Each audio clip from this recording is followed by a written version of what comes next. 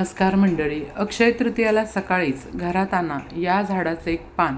शत्रू लोटांगण घालेल, घराची, पतीची, मुलांची प्रगती होईल. बघा, आपल्या शास्त्रात आणि निसर्गाच्या कुशीमध्ये अशी काही गुपितं लपलेली आहेत जी केवळ योग्य वेळी उघडली तर गरिबातल्या गरीब माणसाचं नशीब पालटायला वेळ लागत नाही. अनेकांना वाटतं की अक्षय तृतीया म्हणजे फक्त सोनं खरेदी करणं, पण ज्यांच्याकडे सोने घ्यायला पैसे नाहीत त्यांनी काय करायचं, त्यांच्यासाठी आजचा हा व्हिडिओ आहे.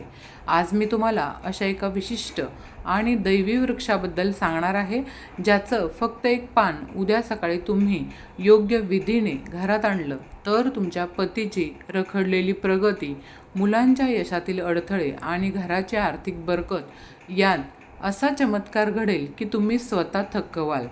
इतकंच नाही तर तुमच्या प्रगतीवर जळणारे, तुमच्या घरात कलह निर्माण करणारे शत्रू तुमच्या समोर नतमस्तक होतील. पण ते झाड नेमकं कोणतं, ते पान आणण्याची विशिष्ट वेळ कोणती, आणि सर्वात महत्त्वाचं म्हणजे ते पान आणताना कोणती एक भयानक चूक टाळायची आहे, हे सर्व जाणून घेण्यासाठी हा व्हिडिओ शेवटपर्यंत नक्की पहा. माहिती अर्धी ऐकली ना तर त्याचे परिणाम मिळत नाहीत.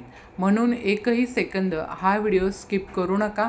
व्हिडिओ संपूर्ण पहा. व्हिडिओमध्ये पुढे जाण्या अगोदर चॅनलला लाईक, शेअर, सबस्क्राईब नक्की करा. मैत्रिणींनो, अक्षय तृतीयाचा हा दिवस केवळ पंचांगातील एक तारीख नाही, तर तो निसर्गाचा आणि ईश्वराचा आपल्याला मिळालेला एक वरदान आहे. हा दिवस म्हणजे भगवान विष्णूंचे 6वे अवतार भगवान परशुराम यांचा जन्मोत्सव. याच पवित्र दिवशी स्वर्गातून माता गंगेचं पृथ्वीवर आगमन झालं होतं, ज्यानं सागरपुत्रांचा उद्धार केला. पण तुम्हाला माहिती आहे का, या दिवसाला अक्षय का म्हणतात? तर क्षय म्हणजे संपणे आणि अक्षय म्हणजे ज्याचा कधीही नाश होत नाही.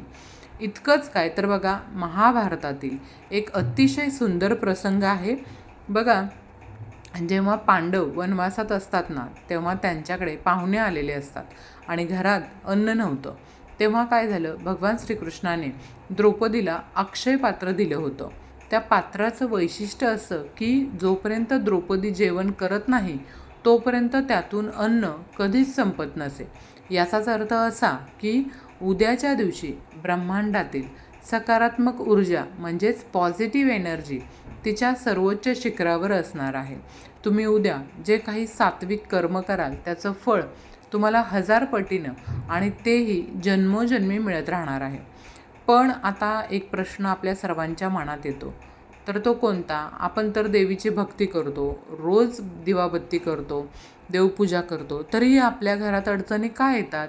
आपल्यापैकी अनेक मैत्रिणी अशा आहेत ज्यांचे पती रात्रंदिवस राबतायत, कष्ट करतायत, पण हवं तसं त्यांना प्रमोशन मिळत नाही. कष्ट करूनही व्यवसायामध्ये त्यांच्या बरकत येत नाही. हातात पैसा येतो पण तो टिकत का नाही? आणि आपली मुलं किती काळजी घेतो, पण त्यांची मुलं बघा हुशार असतात, वर्षभर अभ्यास करतात, पण नेमक्या परीक्षेच्या वेळी त्यांना काही आठवत नाही किंवा त्यांची एकाग्रता भंग पावते. तर मैत्रिणींनो, हे सगळं उगाच होत नसतं. यामागं असतं ती म्हणजे कोणाची तरी वाईट नजर. आपल्या प्रगतीवर, आपल्या यशावर जळणारे अनेक लोक या जगात आहेत. लोकांची जगात कमी नाही आहे जळणाऱ्या. शत्रू नेहमी तलवार घेऊन समोर उभे नसतो, तर कधी कधी काय करतो, गोड बोलून तो आपल्या घरात येतो आणि त्याची नकारात्मक दृष्टी आपल्या सुखी संसाराला लागते. हीच असते ती बॅड एनर्जी, आपल्या घराच्या प्रगतीला यामुळं खीळ घालते. जेव्हा घरात बघा अशा नकारात्मक शक्तींचा वास वाढतो ना, तेव्हा कितीही प्रयत्न केले तरी यश हुलकावणी देतं. मग अशा वेळी काय करायचं, तर मोठ्या पूजा अर्चा करणं हे सगळ्यांना परवडत नाही. म्हणून आपल्या पूर्वजांनी निसर्गातील काही वनस्पतींमध्ये देवाचा अंश शोधलेला आहे.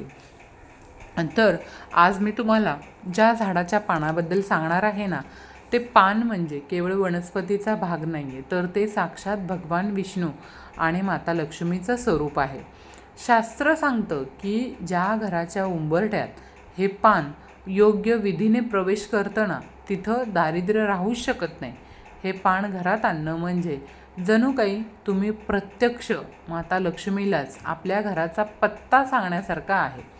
हे पान तुमच्या पतीच्या कामातील अडथळे दूर करेल आणि तुमच्या मुलांच्या बुद्धीला एक वेगळीच दिशा देईल.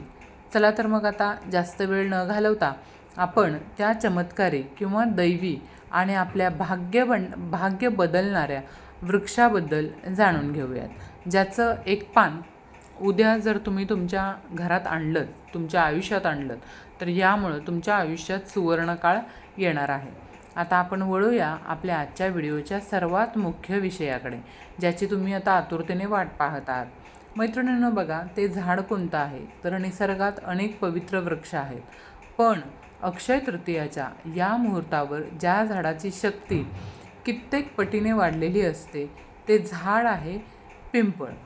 पिंपळाला आपण वृक्षराज म्हणतो. शास्त्रात असं सांगितलेलं आहे की पिंपळाच्या पानामध्ये साक्षात भगवान श्री विष्णूंचा वास असतो आणि शनिवारी तर तिथं माता लक्ष्मी स्वतः वास्तव्यास असते. उद्याच्या दिवशी या झाडाची सेवा करणं म्हणजे साक्षात परमेश्वराची सेवा करण्यासारखं आहे. मैत्रिणींनो, नीट लक्ष देऊन ऐका. बघा, तुम्हाला उद्या नक्की काय करायचं आहे. उद्या सकाळी म्हणजे अक्षय तृतीयाच्या दिवशी, म्हणजे 19 एप्रिल 2026 या दिवशी, अक्षय तृतीयेच्या दिवशी सूर्योदयापासून ते सकाळी 10 वाजेपर्यंतची जी वेळ आहे ना, ती सर्वात उत्तम वेळ आहे. शक्य असल्यास सूर्योदयापूर्वी उठा, स्नान करा आणि स्वच्छ वस्त्र परिधान करा. पण एक गोष्ट या ठिकाणी महत्त्वाची तुम्हाला लक्षात ठेवायची आहे. देव असो किंवा निसर्ग असो, रिकाम्या हाताने कधीही कोणाकडे जाऊ नका. पिंपळाच्या झाडापाशी तुम्ही जा आणि जाताना एका तांब्यामध्ये शुद्ध पाणी घ्या. त्यात थोडंसं दूध आणि थोडी साखर टाका. म्हणजे 1 चमचा दूध आणि 1 चमचा साखर टाकली तरी चालेल. कारण का हा गोडवा तुमच्या आयुष्यातही गोडवा घेऊन येईल म्हणून तुम्हाला हे करायचं आहे. जेव्हा तुम्ही झाडापाशी पोहोचाल तेव्हा सर्वात आधी त्या दिव्य वृक्षाला मनोभावे नमस्कार करा. तो तांब्यातील गोड पाण्याचा अर्घ्य जे आहे ते त्या पिंपळाच्या झाडाच्या मुळाशी अर्पण करायचं आहे. त्यानंतर हात जोडून डोळे मिटायचे, अत्यंत नम्रपणे प्रार्थना करायची आहे आणि म्हणायचं आहे, हे वृक्षराजा, आजच्या या अक्षय मुहूर्तावर मी तुमच्या कुटुंबातील एक अंश, एक पवित्र पान माझ्या घरी घेऊन जात आहे. हे देवा, माझ्या पतीच्या मार्गातील अडथळे दूर कर, माझ्या मुलांच्या प्रगतीला आशीर्वाद दे आणि माझ्या घरातील दारिद्र्य मुळासकट नष्ट कर. माझ्या शत्रूंची बुद्धी सात्विक कर आणि त्यांच्या वाईट नजरेपासून माझ्या संसाराचं रक्षण कर. ही प्रार्थना तुमच्या अंतःकरणातून आली पाहिजे. कारण का बघा, शब्दात नाही तर भावनेत शक्ती असते. आता पान कसं निवडायचं हे नीट समजून घ्या. इथंच अनेक लोक चूक करतात. तर बघा, पान निवडत असताना आपण काय करायचं आहे, झाडाखाली पडलेलं जे पान असतं ना, पूर्णपणे स्वच्छ आहे, ज्याला कुठंही छिद्र नाही आहे किंवा जे सुकलेलं नाही आहे, असं अखंड पान शोधण्याचा प्रयत्न करा. जर असं पान मिळालं तर ते निसर्गाचा आशीर्वाद समजा. पण जर झाडावरून पान तोडावं जर तुम्हाला लागलं ना, तर तुम्हाला एकाच वेळी झटक्यात तोडू नका तुम्ही. आधी आपल्याला झाडाची परवानगी मागायची आहे आणि मगच देठापासून हळुवारपणे ते पान वेगळं करायचं आहे. लक्षात ठेवा, कोणत्याही पक्षाचं घरटं असलेल्या फांदीला स्पर्श करू नका. पान हातात घेतल्यावर ते सन्मानानं, जणू काही तुम्ही बघा एखादं रत्न घरी घेऊन येत आहात, अशा भावनेनं आपल्या पदरात किंवा रुमालात ठेवायचं आहे. घरी परतताना एक गोष्ट कटाक्षाने पाळायची आहे, वाटेत कोणाशीही बोलायचं नाही आहे आणि चुकूनही मागे वळूनसुद्धा पाहायचं नाही आहे. सरळ आपल्या घरामध्ये यायचं आहे आपल्याला परत. हे पान तुमच्या आयुष्यात कशा प्रकारे चमत्कार घडवेल आणि ते कुठं ठेवायचं हे अत्यंत गुप्त उपाय मी तुम्हाला आता सांगणारच आहे. तोपर्यंत व्हिडिओला लाईक केले नसेल तर एक लाईक करा आणि कमेंट्समध्ये ओम नमो भगवते वासुदेवाय किंवा जय माता लक्ष्मी नक्की लिहा. कारण पुढची माहिती तुमच्या भाग्याची कवाड उघडणारी ठरणार आहे. तर बघा, सर्वात आधी घरात आल्यावर एका चांदीच्या किंवा तांब्याच्या ताटात ते पान ठेवा. जर तुमच्याकडे गंगाजल असेल तर ते पानावर शिंपडा. गंगाजल नसेल तर शुद्ध पाण्यात थोडी हळद टाकायची आणि त्या पान जे आहे ते स्वच्छ धुवून घ्यायचं आहे. पान पुसताना कापसाचा वापर करा, जेणेकरून त्याला कुठेही ओरखडा येणार नाही. हे करताना मनामध्ये ओम नमो भगवते वासुदेवाय या मंत्राचा जप चालू ठेवा. या शुद्धीकरणामुळे त्या पानातील नैसर्गिक ऊर्जा सक्रिय होते आता बघा, जे मी तुम्हाला ताट सांगितलं ते ताट तुम्ही धातूचं कोणत्याही घेऊ शकता, जर तुमच्याकडे ते मिळालं नाही तर. आता पानाच्या गुळगुळीत भागावर लक्ष द्या. म्हणजे अनामिकतेचं रिंग फिंगर जे असतं त्याचा वापर करायचा. अष्टगंध किंवा ओल्या कुंकवानं पाण्याच्या मध्यभागी एक स्वस्तिक काढायचं. स्वस्तिकच्या एका बाजूला तुमच्या पतीचं नाव आणि दुसऱ्या बाजूला तुमच्या मुलांचं नाव लिहायचं आहे. मैत्रिणींनो, नाव लिहिताना तुमच्या मनात असा भाव ठेवा की या नावासोबतच त्यांची प्रगतीसुद्धा या अक्षय मुहूर्तावर कोरली जात आहे. हे नाव लिहिताना तुमच्या पतीच्या नोकरीतील जे काही अडथळे आहेत आणि मुलांच्या अभ्यासातील भीती दूर व्हावी अशी मनोमय प्रार्थना करायची आहे आपल्याला. आता वळूया अशा उपायाकडे जो तुमच्या शत्रूंना शांत करेल. पानाच्या देठापाशी जिथं देठ पानाला जोडलेलं असतं ना, तिथं 7 अखंड काळी मिरी ठेवायची आहे आपल्याला. काळी मिरी ही नकारात्मकता शोधून घेण्याचं प्रतीक आहे.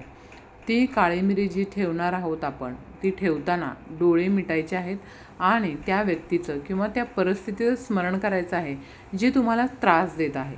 मनातल्या मनात ठामपणे म्हणा, तुझी वाईट दृष्टी, तुझा मत्सर माझ्या घरावरून आणि माझ्या माणसांवरून कायमचा हटला आहे. माझ्या घरात फक्त सुखाचा प्रवेश होत आहे. तुम्ही पाहाल, जे लोक तुमच्याबद्दल वाईट विचार करत होते त्यांची बुद्धी पालटेल आणि ते स्वतःहून तुमच्याशी सन्मानाने वागू लागतील. आता हे सिद्ध झालेलं जे पान आहे ते तुमच्या देवाऱ्यात तुम्हाला घेऊन जायचं आहे. जर तुमच्याकडे लक्ष्मी मातेची मूर्ती किंवा फोटो असेल तर त्या मूर्तीच्या किंवा फोटोच्या चरणाजवळ आपल्याला हे लाल पान जे आहे ते लाल कपड्यावरती ठेवायचं आहे. जर तुमच्याकडे अक्षय तृतीयाचा कलश असेल तर त्या कलशाच्या खालीसुद्धा तुम्ही हे पान ठेवू शकता.